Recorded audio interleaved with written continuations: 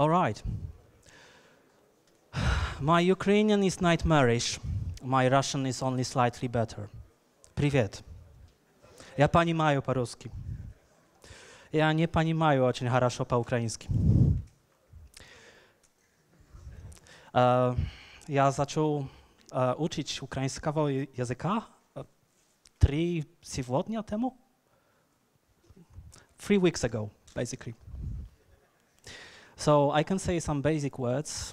I had the ambition plan of saying one slide in Ukrainian. Upon hearing myself, I decided you would run away screaming. So decided against that. My name is Tomasz Borek. I'm from Poland. I'm one of the Geekon team people. I'm one of the Polish Jack members. I also run other groups like Software Craftsmanship Kraków and Lambda Lounge Kraków. So if you will be ever in Kraków, give me a call, and perhaps if we'll have any meeting. In Kraków, it's very easy to have IT-related meeting. You'll be invited. If you would like to speak, no problem.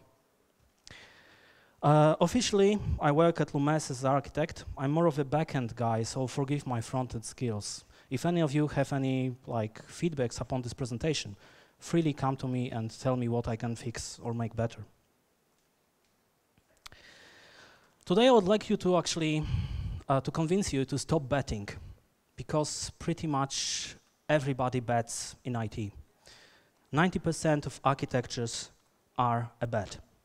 We do not actually measure that things will work out. We believe it will. It's like, my proposal for the system is awesome. You should totally trust me, because I'm totally trustworthy. So do not bother with measuring my architecture. It will work. And if it will not work, we will know in 3 years upon your clients leaving you. And then I'll propose you even better architecture. It's so simple. So with that, I would like you not to be in the red, but to be in the black. And the red and the black is on purpose here. How we can turn it around? We can start measuring. We can start verifying our architecture, and this is what I'll be talking today about. So why you should measure architecture? What does it mean? How you can do it? That's basically the content. So if this is not what you wanted, this is a very nice place and moment to leave and change for the other room. I won't get mad. I'll be sad, but that's not the same thing. And I invite questions. During this talk, I intend to give away some prizes, and for the best question I'll receive, I intend to give you a free entry for Geekon conference. I don't know if you will be able to go next week, but if not, you'll be able to go next year, be it to Geekon in Kraków or to Geekon in Prague, because we intend to repeat both. So if you will have questions, raise your hand, wave at me, because there's quite a number of you and I may not spot your raised hand very soon, and the best question will get a very nice prize. Okay? So why you should measure architecture? Basically, there are a number of reasons, and I would divide them in 3 categories. Costs, so money, time, people. People, of course, and knowledge. So what's about the costs? First of all, most of you probably have heard about the 4-to-1 ratio. Do you know what ratio I'm speaking about here?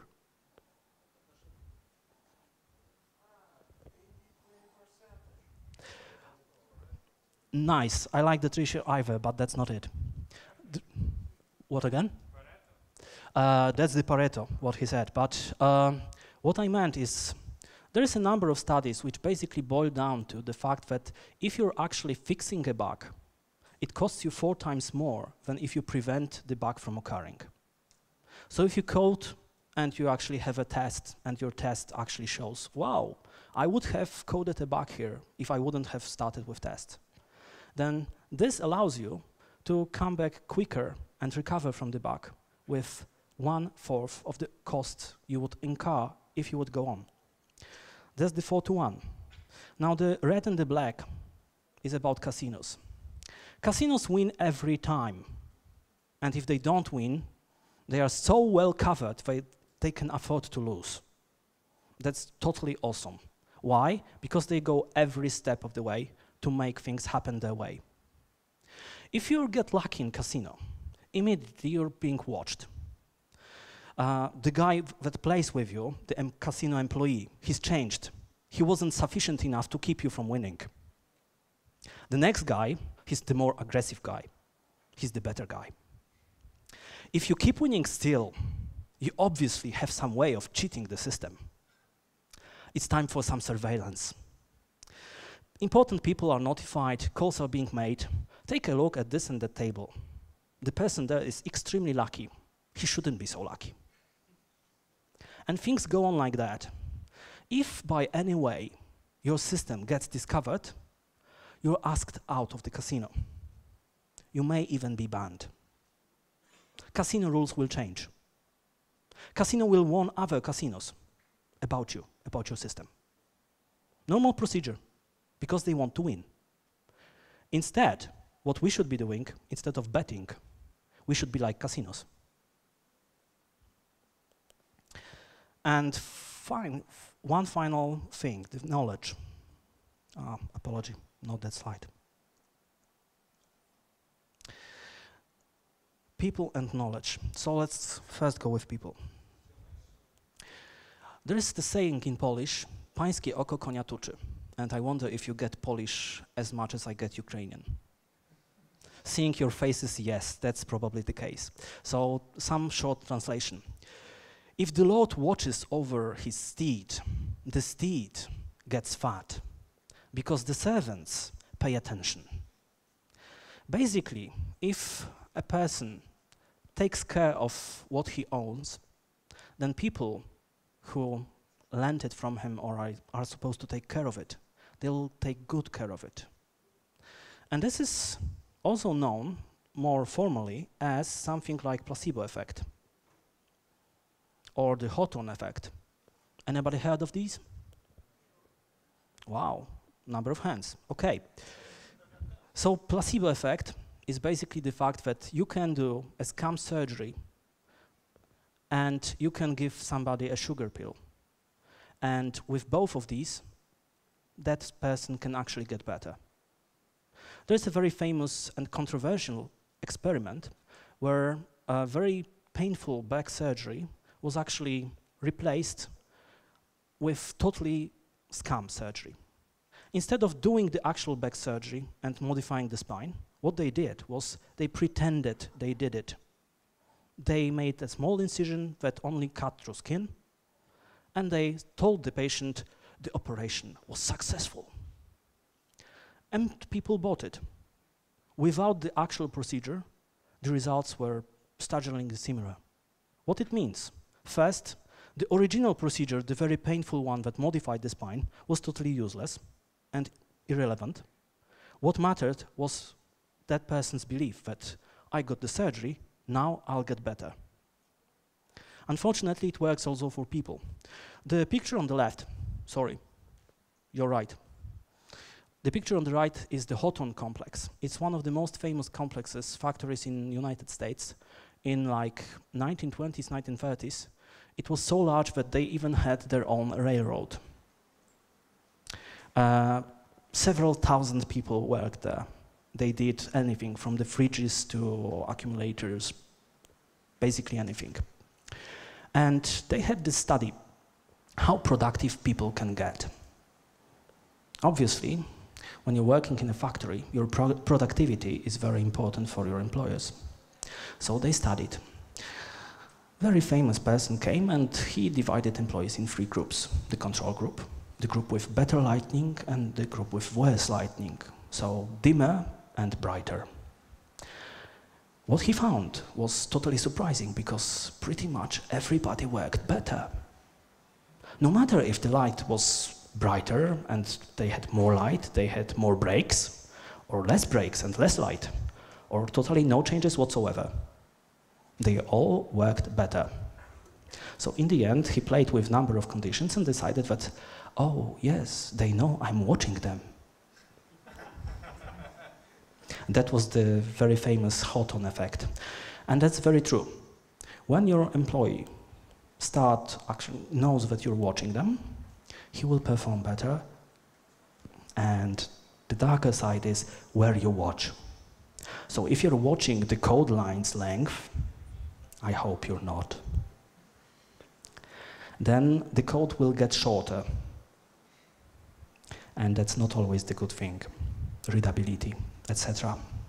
If you watch that every change should have tests, then every change will have tests. For example, I created a new setter, and I have free tests for it. I'm so cool. Knowledge. There is this very famous saying for us who deal with architecture that pretty much you have two kinds of view. You have the code view, like when you're on the street, very facing, very deep in the code. And you have the cosmic view, the panorama, the view from space, from outer space, like from 30,000 feet. And you have nothing in between. Because the other view is the architecture diagram. I have this component here, which talks with this component here, and that was the actual state 3 years ago. Who actually, within last week here in this very room, made any changes to architecture diagram of his system? Hands up.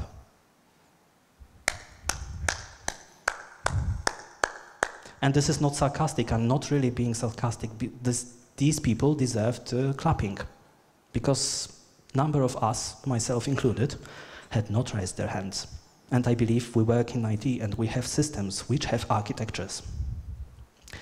So, if you actually start measuring your architecture, you get the in-between view. You get something that's not from outer space and not very deep in. It allows you to actually remember things, it allows you to spot problems. And with that, how you can do it, or rather, what it means. We should first start with what is architecture. And as you see with this quote, which is by Software Institute from Cambridge, like for 2 or 3 years, they collected every definition of architecture they found. And in 2 years, the definitions skyrocketed to over 90 definitions. I once browsed their website, and none of the definitions matched mine. So I guess mine would be 91. Probably yours would be 92 and 3 and whatnot, because every time I'm asking anybody about architecture, they come up with slightly different yet very similar answer. By the way, if you were reading this book, this Documenting Software Architecture, stop reading at chapter 3. After that, it really gets very tedious and it's not worth it. So what is architecture? The answer actually depends. Depends on the system you're architecting, depends on you. Because you are defining architecture, and basically the architecture is something that makes your system work. It holds the system together. It's, in a nutshell, you may call it a glue. There is also a slight difference to design and architecture. If we are speaking about design, design is something on a smaller scale. If my system is supposed to help people get recruited, then the small module that actually allows me to make some background checks may not be important in a bigger picture. My core domain is recruitment. Background check is part of it, maybe important part of it, but not the crucial part. So design is all those decisions which affect parts of your system, which are perhaps not so important. Architecture is the very crux of your system. To measure architecture basically is to see if your system requirements are being met or not. What are your system requirements depends on your client, of course. How? Few things. Define ceilings, define the criteria. First, before you actually start measuring anything, ask yourself a number of questions. What am I trying to measure? Why am I doing it? What do I want to know? What are my criteria? Resiliency, expandability, modifiability, high availability, whatever it is, whatever elite you're after, there are a few things you need to do. Answer yourself why, answer yourself, for whom? Yourself, your boss, external client, SLA, lawyers. That's very important. And good news, no matter if you're doing it on a design phase, on a greenfield project, which you're building right now from the very scratch, or live system, you still can do it. This perhaps not very visible quote, yeah, not very visible indeed, is a quote by Willy Messerschmitt. Messerschmitt, as in those famous planes from World War II, and the guy was famous for his notorious disputes with Air Ministry, his client. Air Ministry would come to him and say, Messerschmitt, please design us a plane that would, and here came the list of features. And he would often say, no. Or he would say, but of course, I can design you any plane you want, unless you actually want this plane to fly. So with that, when I found it, I actually learned that people had problems we have even without computers. This is IAG report. IAG report was done to actually take a look why IT projects fail. Who here have heard about software crisis? Some people have heard. So software crisis is something that came to be in like 60s, last century. And they decided that a number of IT projects keep failing, and the failed projects increase in number, and they are very costly and whatnot. So what can we do to make IT fare better? And there was a number of reports. Among them, there was this report, and it actually found out that 68 projects that failed on requirement stage. Basically, when you collect requirements, when you actually decide what will you build and what will it do, that's where you're at most vulnerable. The other report, which unearthed in 1995, was called Chaos Reports from Standish Group. If you will ever have any occasion to actually take a look at this report, I strongly encourage you to. The report was so well received that Standish Group started publishing one such report every year. So what they found is user involvement is crucial. Executive support, important, yes, but clear statement of requirements, very, very crucial. Compared to that, if you think that your hard work and your skills matter, they matter like 1/3 of both first stated. So user involvement, clear statement of requirements, that alone can actually bring your projects to success without much input from you. Saddening, isn't it? So how? First of all, there is this discovery review.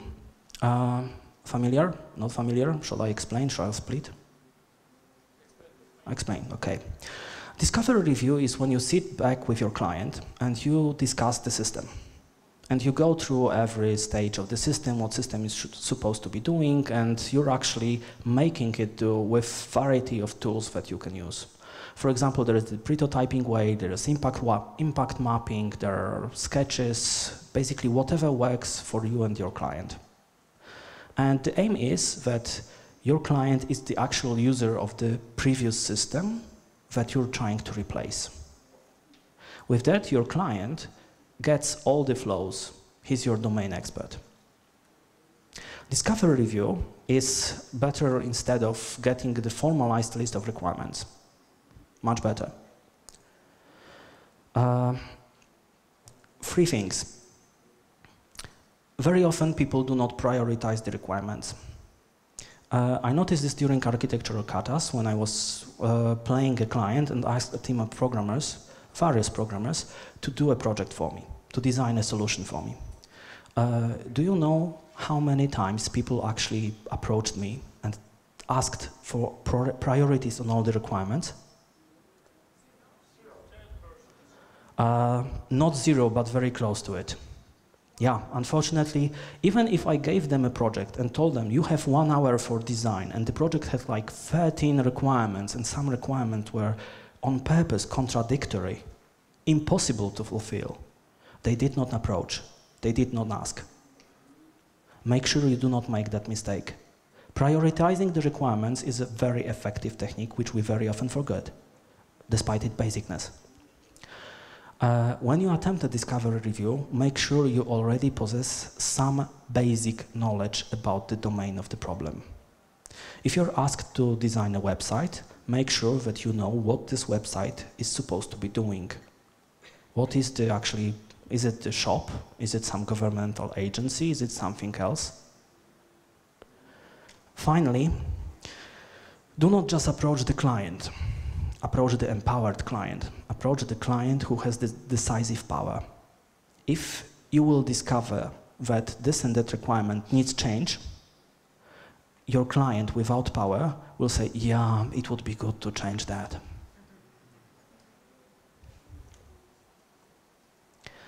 Discovering architecture, I know of no better method than the architectural kata. The idea is, you take a number of people who will be doing the design. You prepare a problem. You lock them all in a room and split them in teams. And the teams get the problem.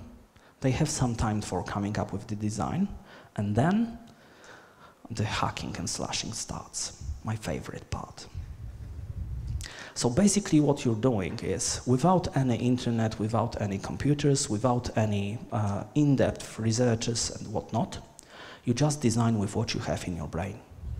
If you're not sure whether actually said technology works this or that way, then okay, you assume it works that way. You have time for checking that later. Imagine I'm asking you for, say, designing a system for making SMS campaigns, so that I can advertise on a mass scale. You need to think about how you will actually store the numbers, how can I get you the questions for the system, and so on and so on. Once you think of it, you document it on one sheet of paper, and then you present. Because every architect needs to be a leader, every architect needs to convince others that his idea is worthwhile. That means presenting, that means speaking. Usually during that phase of architectural kata, people tend to push the other guys to come forward. I don't want to be a speaker. Who wants to be a speaker? Come on. Unless in Kiev. Now, with presenting, everybody gets to ask you a question. So I get to ask you a question, every other team gets to ask you a question. And with those questions, the problems in your design came immediately to the spotlight. Pretty much everyone will know. Of course, you get to ask them questions. For example, perhaps you did a great job and actually nailed one of the requirements. You did it really, really well, and they did not. It's an awesome place to ask questions. Afterwards, you have like 3 different, or whatever the number of the team was, architectures, which you can use to further verify them. What is important? How many times you guys actually had more than 3 architectures for your system? Once. Nice. That was my problem until I started using architectural katas. With katas, I get a number of designs and architectures very quickly. 2 hours per session, and I have like 3, 4 ideas. Then I can do the hybrid. I can merge best parts, I can select one or the other, and do something next. And something next is, yeah, sorry about that. That was the example of one architectural kata that I did. Who noticed the problem? Yeah, etc password. So basically, I can give here any path I like. So if I know what system the application is running on, I can get any file I want. So with that, when we are actually notified that we have such glaring system error, we started architectural kata. And during the architectural kata, we not only focused on what we want, like fix this error, we also wanted any next component that would deal with file system to be impervious to such mistake. Mistake is human, to err is human. So basically, we outlined few requirements for the problem. we want to know when someone is tampering with paths on the file system, like trying which paths are allowed and which aren't. We want to know, and we want to be informed about it proactively. Not just log it. Who looks at the logs regularly? Ah, this is the dangerous audience. They look at the logs. So, with few requirements, we were able to actually get quite interesting designs for this. Candidate architecture fits scenario-based methods. Ever heard about Salota, ATAM, or anything like it? Wow. Want to share? Okay, at least he heard about it. Nice, you get something for it. Now, these are methods almost entirely from Cambridge. Cambridge Institute is a very nice place for looking at things architecture related. And they came up with ways of checking architecture, validating them against certain criteria. So for example, Salota is for usability. They check if your system is usable for the users. One of the basic scenarios they use is, what if suddenly you would be asked by your client to actually introduce an undo functionality? Say you have an e-commerce shop, you just did a transaction and you want to hit undo. How do you do it? How many changes your architecture needs to suffer? And there is a number of such ways to actually check your scenarios, whatever your way of doing it is. So, for example, if you want your software to run 24/7, how about you actually do a DDoS on it and check if it lives through it? How about if you do DDoS once you actually shut down half of your server room? Will it live still? If your software runs only on one machine and you would like to see how it performs under load, why don't you stress the machine? There is a very nice tool for it called Stress, as you can see. There is a number of things for modifiability, which I should actually translate in English, instead of leaving it rozszerzalność. And this would be when a client approaches you and he tells you he wants some change. How fast are you able to do it? How easy it is for you? If the change is rather significant, how much you need to modify? These are perfect scenarios for actually thinking about whether your architecture is extendable or not. Can you do it timely? Can you do it like in one iteration? Can you do it incrementally? Like if you cannot do it timely, can you at least tell the customer, well, it will last 2 months, but with each iteration, I'll get you part of what you want. Can you do that? A number of other scenarios can be, but for now, let's go further. Who among people here covered uses actually the technical debt metaphor? Now that's a very good response. Thank you for it. And who among you is familiar with defect control? This surprisingly can go very well hand in hand with technical debt. Shall I explain technical debt? Sorry, I should have asked this earlier.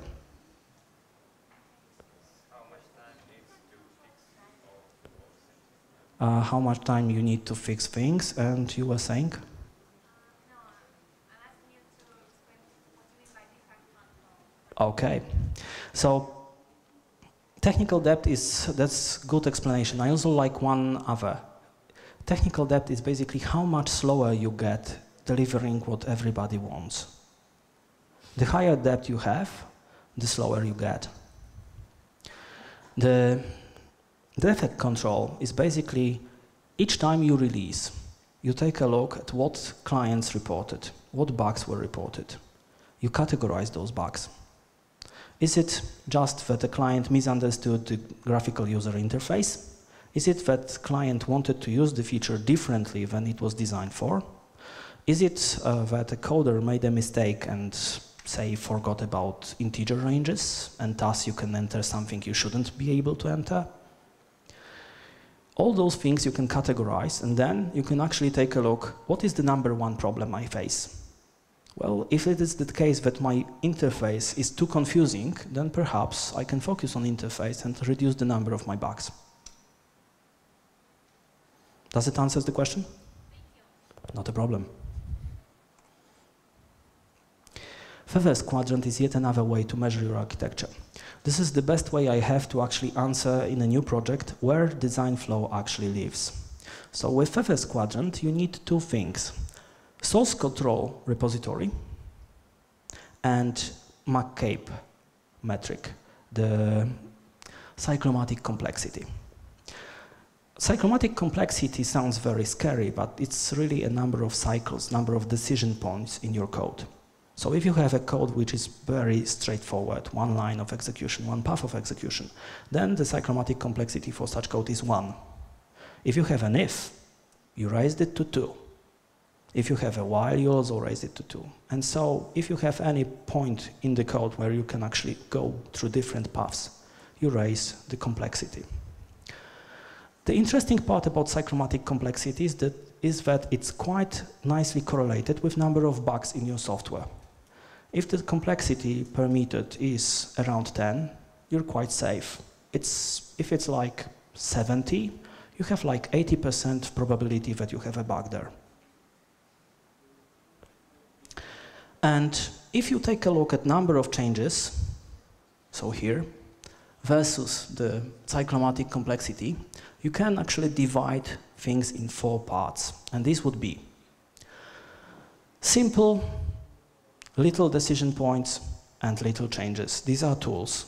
You made them once, they work as intended, no need to change things. Stable. These are integrations. You made them once, and it was like, oh my God, it's Monday. What are you guys working on? On Friday we have a deadline. For what? For the large integration with our most valued customer. Hurry up! With that, you usually code your not so great code, not so optimal, and not the one you want to show to your kids later. This is the code when you come back to it and you take a look at, that was this integration. Yeah, it was Siemens.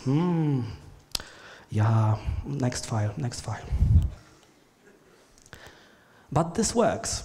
It does its purpose, so why bother? The interesting part is the right part, my right part, your left part. So, who thinks he knows what this is?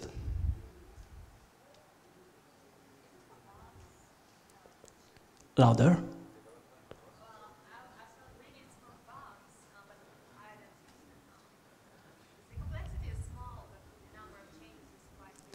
Yes, the complexity is small, the number of changes is quite huge. It's The software is ready for release. It should be buggy then. you guys are close. It's the first day after release. Few days after. I like that. It's close, but it's not the problems, it's actually the solutions. This is the core domain of your system. This is where actually the clients want most features. If you created a bank system, this is probably the transactions. If you're dealing with cards, this is probably the next card that you are to service. If you're dealing with recruitment, this is the selection and application process, and so on and so on. This is your core.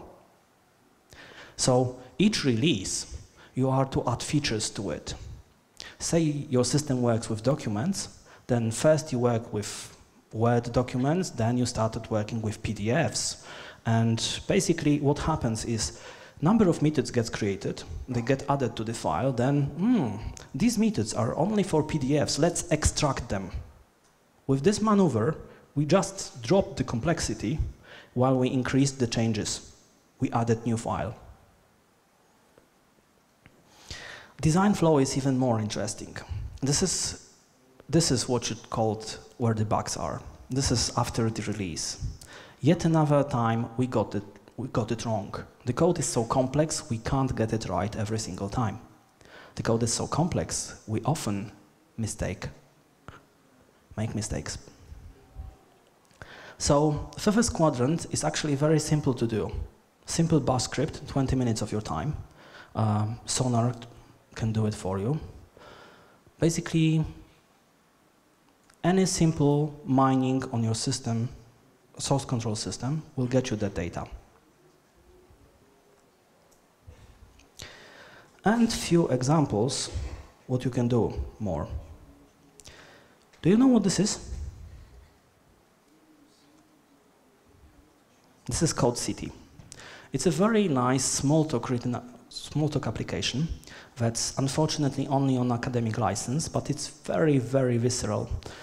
This thing here, I think, is the glassfish or Apache. Yeah. This thing is the glassfish, yeah. And the towers here are called Apache towers. Basically what it did is took a look at few measures at the code and draw a very nice city in 3 dimensions. You may browse it, you may take a closer look, you may take a look from a different angle and whatnot. Nice tool, unfortunately hard to use and set up. This is something simple. It's a tree map from SonarCube, previously called Sonar. I see some of you nod heads. Yes, I know this. Very nice. Good, good. It's better than Code City, as in it's kind of different design. Code City is visceral design. It plays with your senses. It's very visual. It's very raw.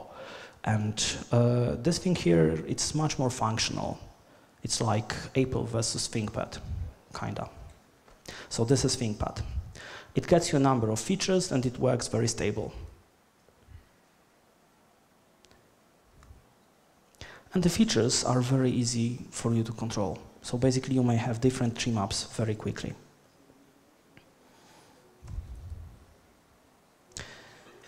Apology, yeah. A few words of caution. Whatever you measure, people are smart. Very soon the grass will be painted green and you will be told that everything is fine and your metrics will report a very stellar success. This is the moment you actually need to look deeper because probably someone already knows how to cheat your metric and how you measure. For example, when we had a very difficult relations with one of our contractors in India, one of the guys there found out that he can actually change the GIF that Jenkins displays when the tests are okay.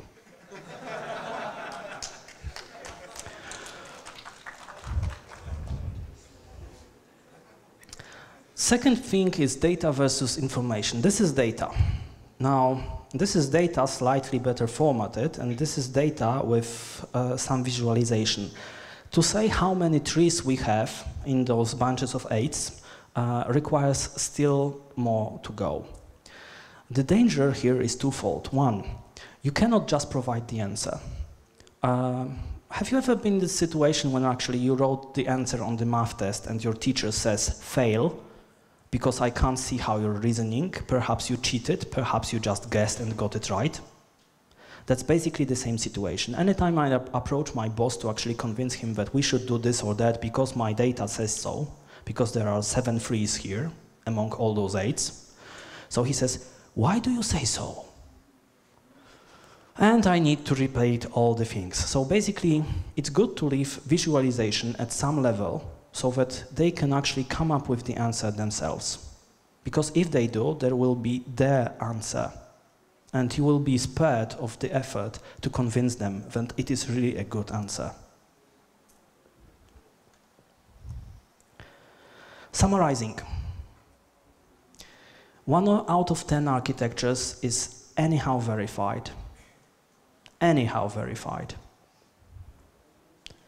And it's very nice if you will change that with your next architecture. You should measure because it reduces the cost of your software.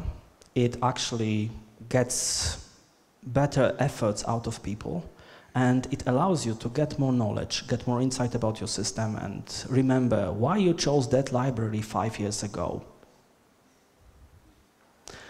Also, with costs, anybody here actually tried to remedy a design flow, like very basic design flow, like using a vertical hierarchical database to actually hold data like graphs, relational?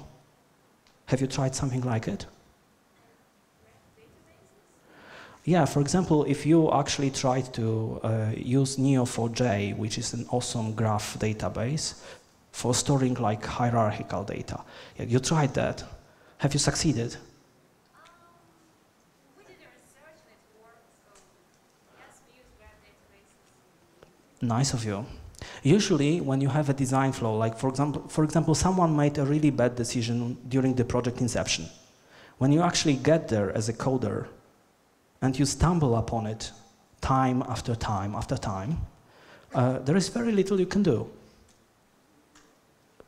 Because usually, at that point in time, it requires such tremendous amount of effort that you would actually have to go to your boss and say, you know, me and my team need to work only on this for next 2 months. Can you agree?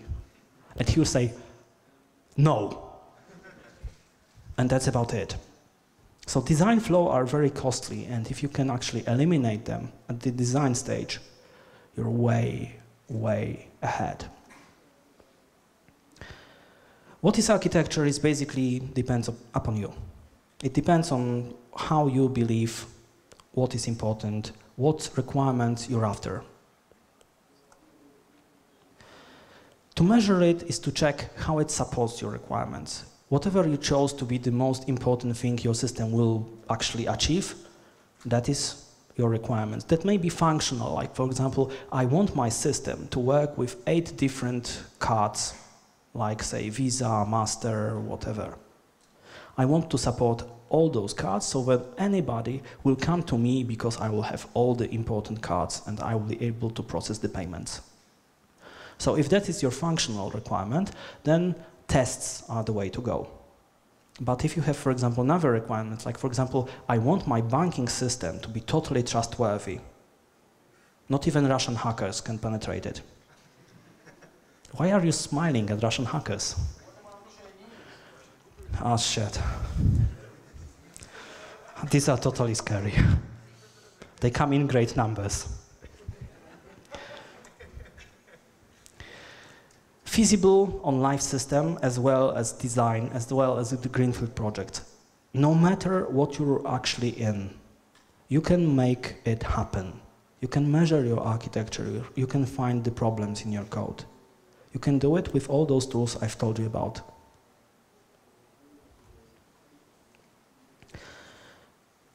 Functional things are easy. What I would like to stress here one more time is usually you don't only get features. There are nice studies which show that if you get all the features right, it doesn't guarantee you success. There is a number of other things you need to get right, and these are non-functional. How fast your system performs, how speedily it replies, how much available it is, how much I need to wait for it.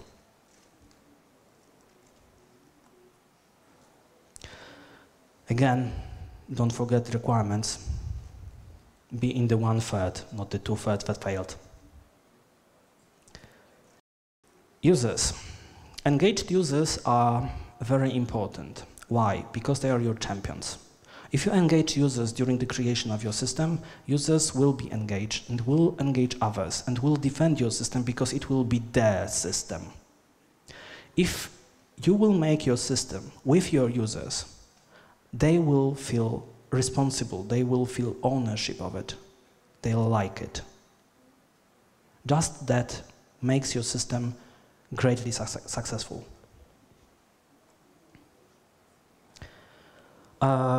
If you ever had problems working with the users, for example, talking in the same language, there is something like domain-driven design. It emphasizes the ubiquitous language, which is a language which is omnipresent, present everywhere. And it is the one language that everybody should speak. So instead of actually coding, I don't know, customer bean, make it really a customer. Why? Because the name you're using is actually the name the customer is using. If in your domain everything is named as when you are speaking with the customer, then you actually achieved something like which ubiquitous language is supposed to get you. When you code with your colleague about your code, when you talk about your code or code your code, then you're actually using the very same language the business people use. Domain-driven design has also a number of other features. Whoever read here the red book and the blue book? The blue book. I wonder why. Did you dislike the red book? No, it's a joke, but the first book was, I believe, the red book, the Evans book, then what came the blue book, the Vernon's book. Did you read the Vernon's book or the Evans book? Evans book, okay, so sorry. So the vice versa. The Evans book is very good, full of knowledge, fast, and it's hard. It's really hard. And the Vernon's book is quite easy to read. And it also contains the same knowledge, plus few more because it came up a few years later. A number of tools, because I promised you tools. New Relic and App Dynamics. Familiar, not familiar? Familiar, somewhat familiar. Some people have blank faces. New Relic is totally awesome for web applications. It's like, it will give you the rendering, it will tell you how much you'll spend on DOM manipulation, it will actually graph it all for you, for every single JS you have. Unless you have CodeFusion. If you have CodeFusion, sucks for you. App Dynamics is totally great for backend stuff, more backend stuff. Now, my knowledge of those tools comes from like 2 years ago, so please don't quote me fervently on it. These tools actually moved quite away from since I used them. JMeter, very simple and very free tool to use. Java Melody also free to use and quite powerful. I like Java Melody for the fact how nicely it integrates with all things EJB. It also gives you nice information about your queries. The drawback with Java Melody is that its round-robin database is not really round-robin. I learned it the hard way when actually it started growing in size on my production. My hosting became alarmed and killed entire Java Melody on all the servers. Then they approached me with a hammer and I had to run. So yeah, Java Melody, despite that, is quite good. Obviously tests. You can have a number of tests, not just functional tests, you can have system tests. You can have tests which actually measure your code. One of the tests that I really liked was a test for ignore annotation.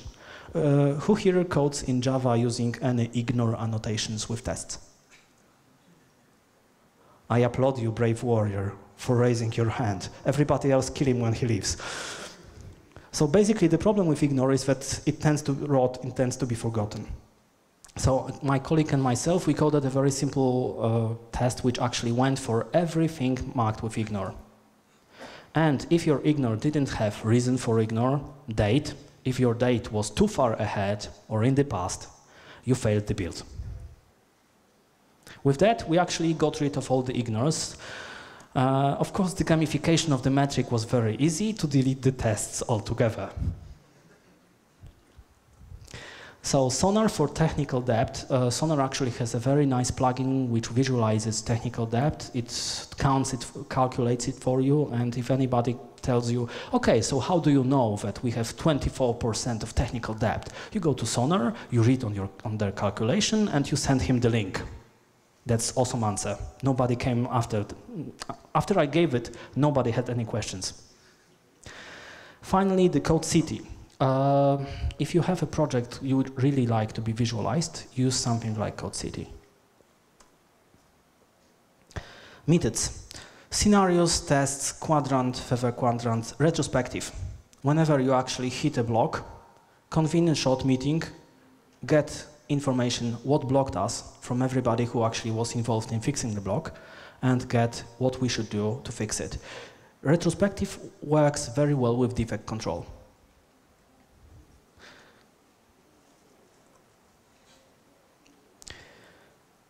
beware of people playing with your metrics, because sooner or later everybody will.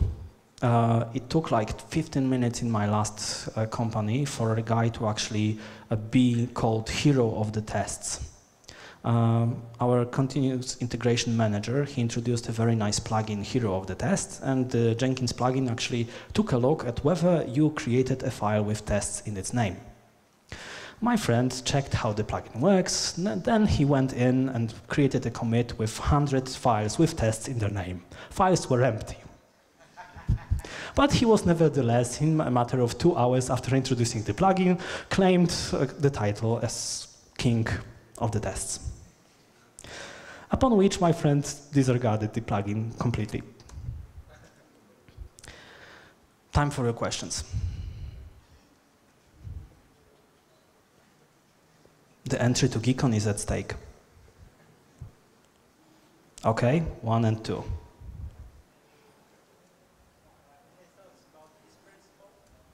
Keep it simple, stupid. Love it, yes. It's totally important. Whatever measures you choose to actually follow, you'll need to actually keep them simple for them being followed and for them not to be played with. So the dark side of gamification is that people will sooner or later play with your metrics. And you need to balance it with the simplicity and the effectiveness. It's often very nice to actually disregard a metric you've been following for quite some time in favor of totally another. Does it answer your question?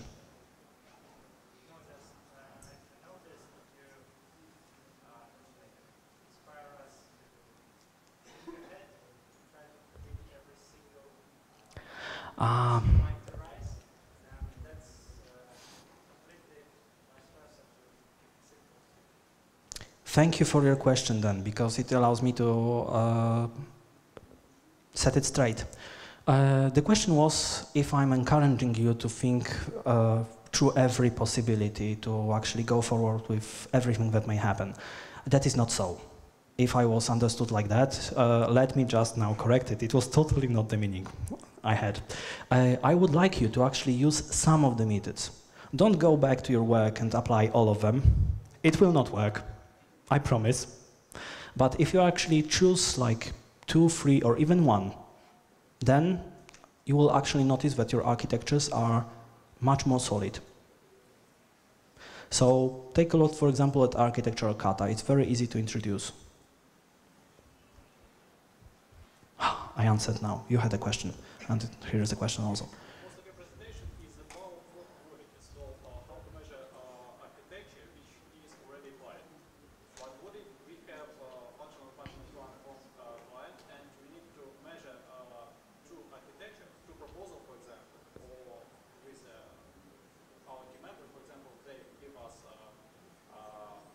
few architecture designs, and we need to compare such designs and choose the best one, or choose or match this architecture. How to do it? Architectural kata allows you to actually choose from candidate architectures, but it can be applied to existing architectures.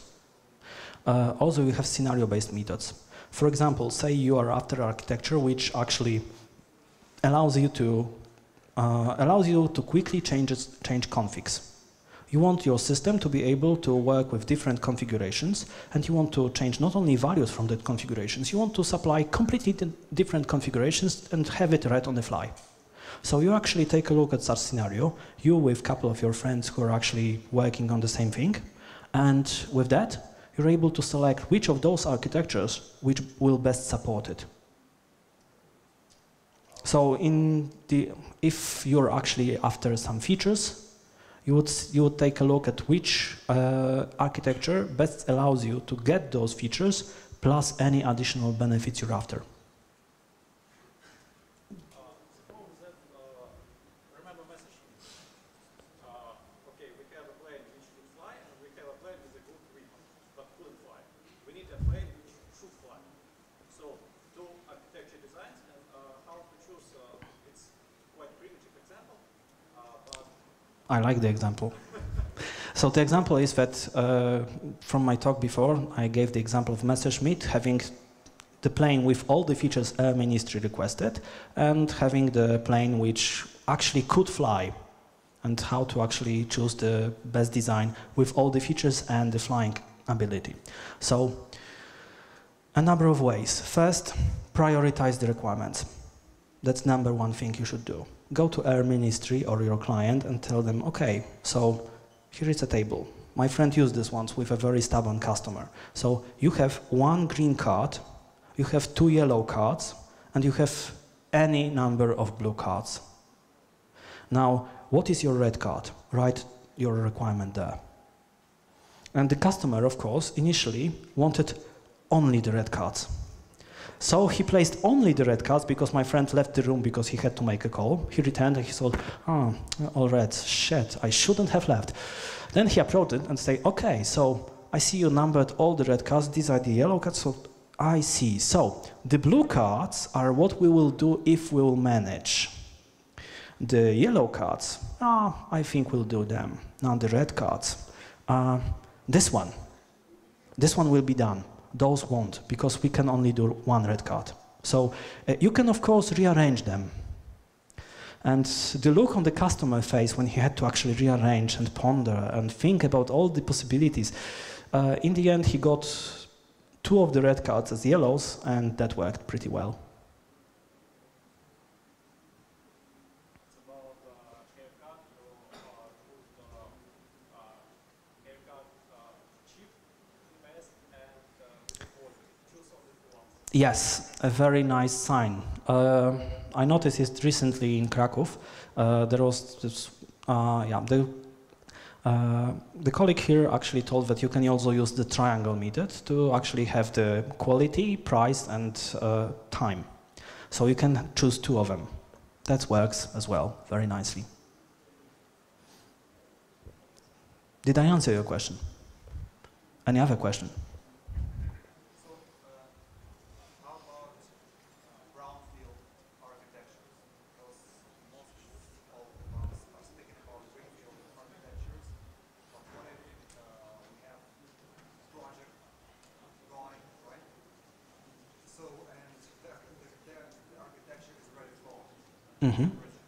First quadrant.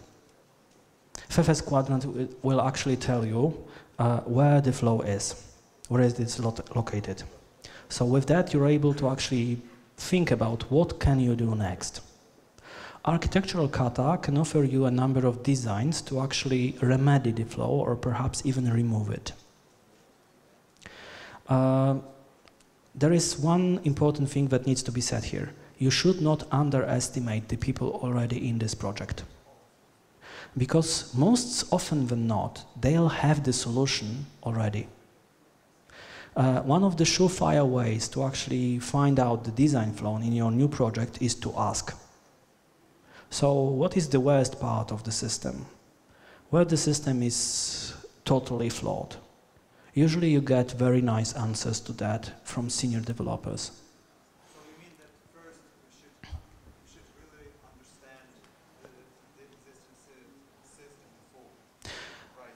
Understand the decisions that have been made so far, why it became flawed for some reason.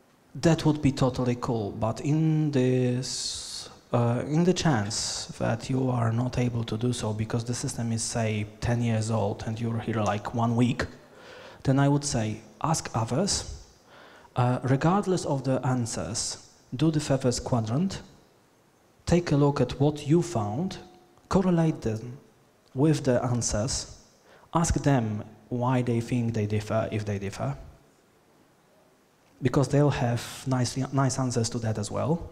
Finally, I would go with architectural kata to actually find out what you can do about it.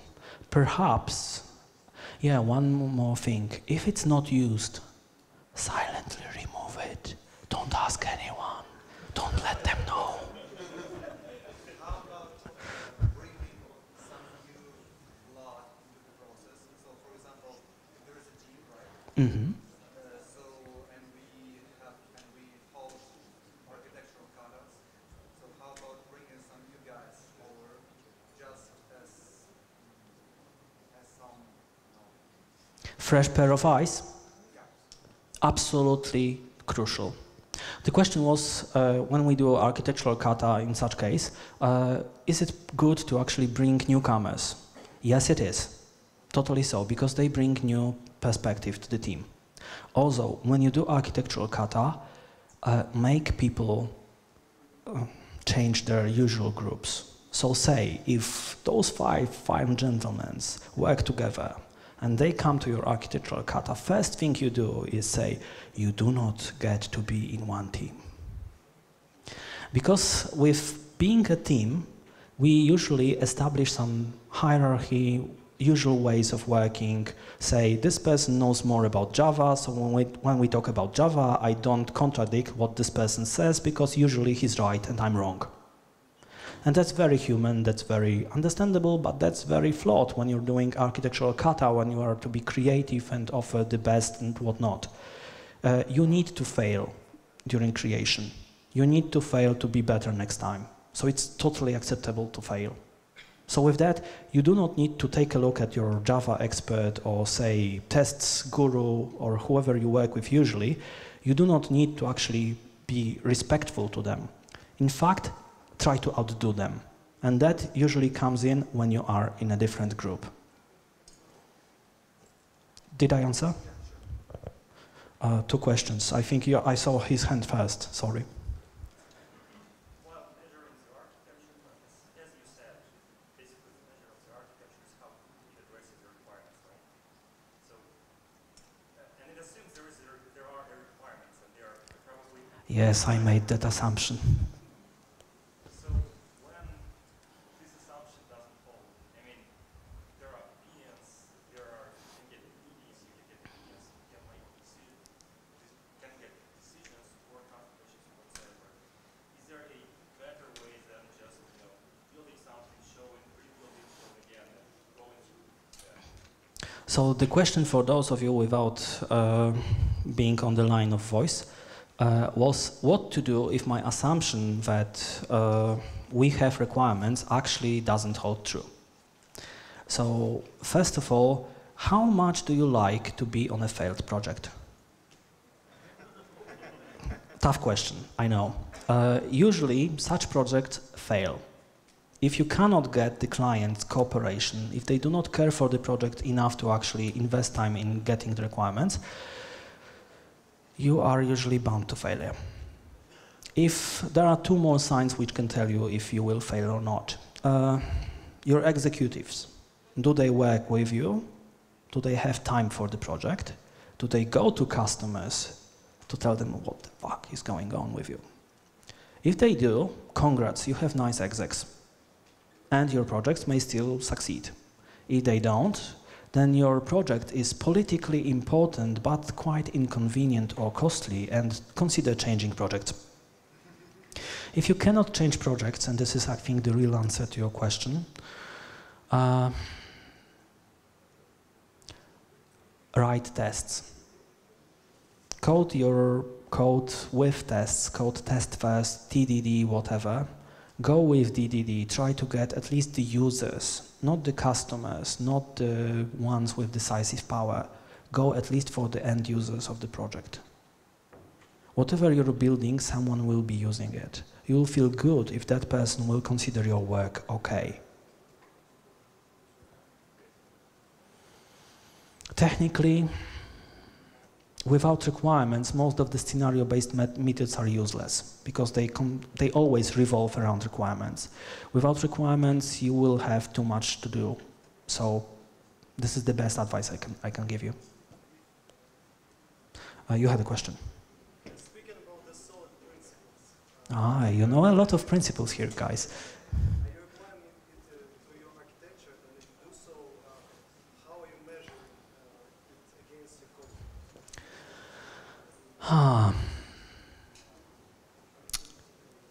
I think I actually do not apply the solid principle so much anymore. I'm focusing on the requirements more, and that usually gives me all that I need. So if I can have the requirements prioritized, and I know that this is crucial, this is not so crucial, this is nice to have, that usually gets me enough to get through like first 3 iterations. of whatever I'm delivering. Solid is nice, but in my opinion, Solid is slightly lower. When you think about architecture, usually don't go so deep as to think whether it will be inherited or composed, whether I'll use interfaces or inheritance or things like that. So, for example, Liskov principle, not so important all of a sudden. However, when you are actually thinking about architecture, you think with pen and paper. That's very nice. That allows you to later choose all things that you need to have solid software. You have a lot of questions, guys. You really want that geek on entry.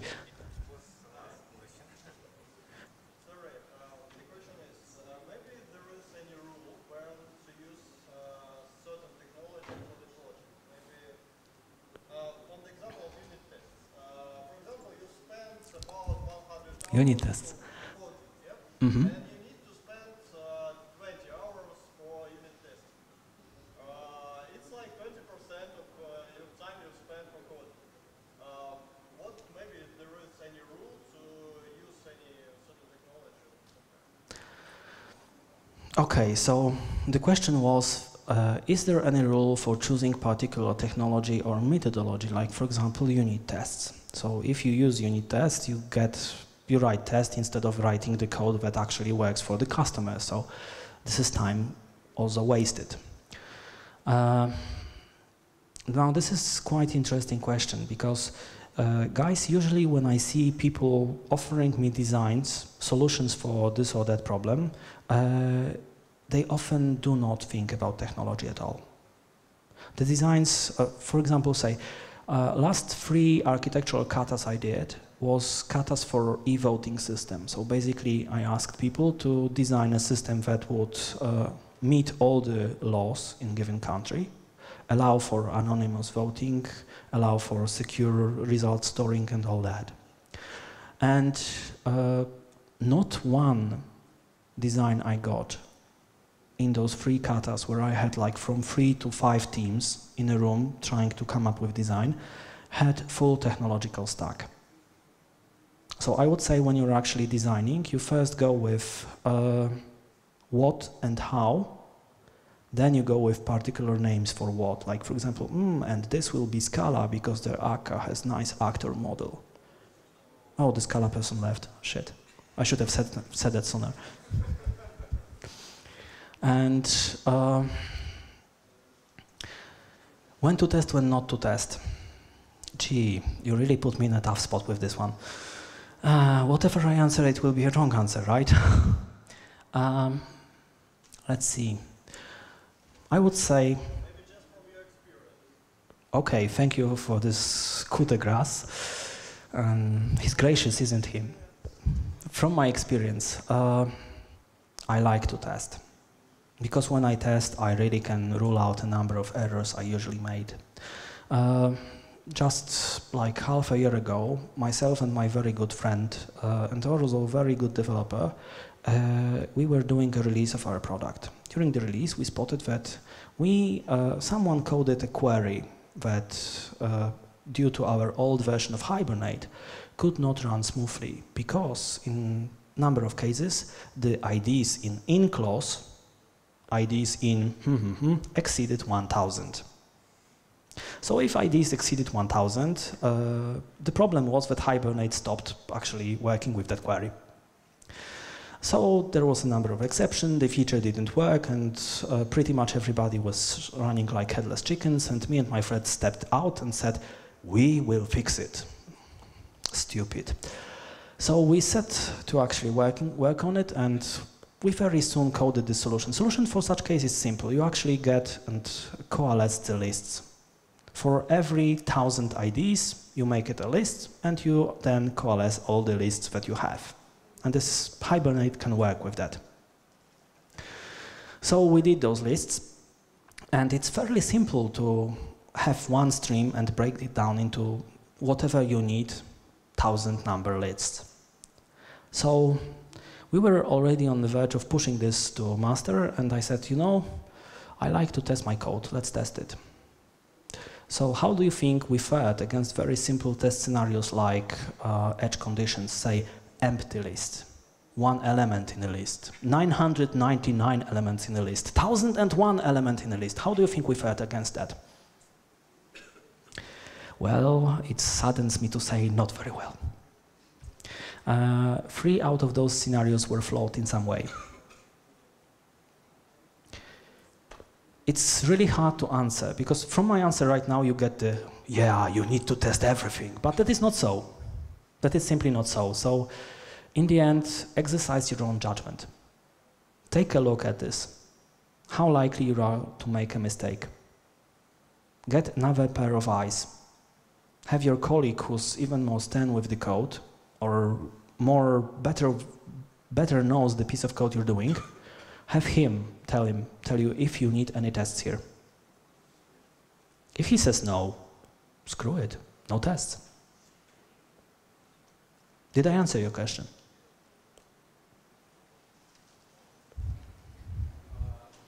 He had that look. I know a question is coming. Could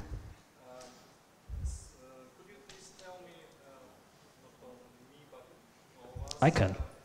is there any cases, in your opinion, where when test-driven development sucks? Yes. Every tool, every methodology, every technology has cases where it sucks. For test-driven development, 2 cases come immediately to mind. First, I don't know what the hell am I building. I'm actually doing exploratory programming. I'm trying various things out. I want to see whether this will work with JMS. So I'm plugging in JMS. Hell, it's so slow.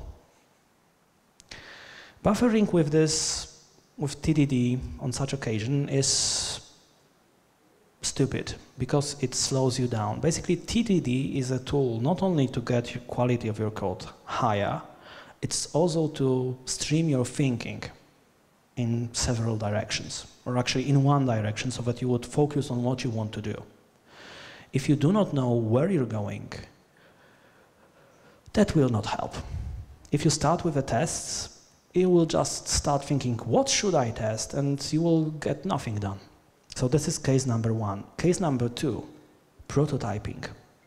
If you're building a prototype, then hell, don't bother with TDD. Also, if you're building anything that will later be thrown away, because usually prototype warrants that it will be thrown away, but if it's not,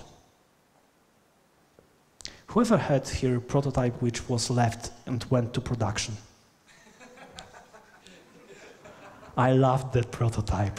I wanted to kill the motherfucker who made me do it. Yeah, I spent 1.5 years with it. And it was Visual Basic. Yeah. So yeah, that is another case. The third case would be, it's kind of similar to prototyping. It's something that, yeah, driven by deletion. If you're working on a software and you're not sure whether the software will meet all the requirements, but the software is needed timely, then if you are confident in your skills and your crew skills, then you're fine with actually going with that approach. What it entails, you're actually launching with your product. You do whatever you think fits best. You limit yourself to only the key, crucial, relevant features. You push it out to clients. Will they grab it? Won't they grab it? Ah, shit, they didn't grab it. Delete. Next version. With that, screw the test-driven development. All right. I'm happy to take more questions, but I believe I already almost forgot as part of the questions, and the best question gets the kick on entry. So all of you who asked questions, come closer and I'll give you some prizes nevertheless. And I'll need to recall some of your questions to actually be aware who gets the kick on entry and get that person details. Thank you very much.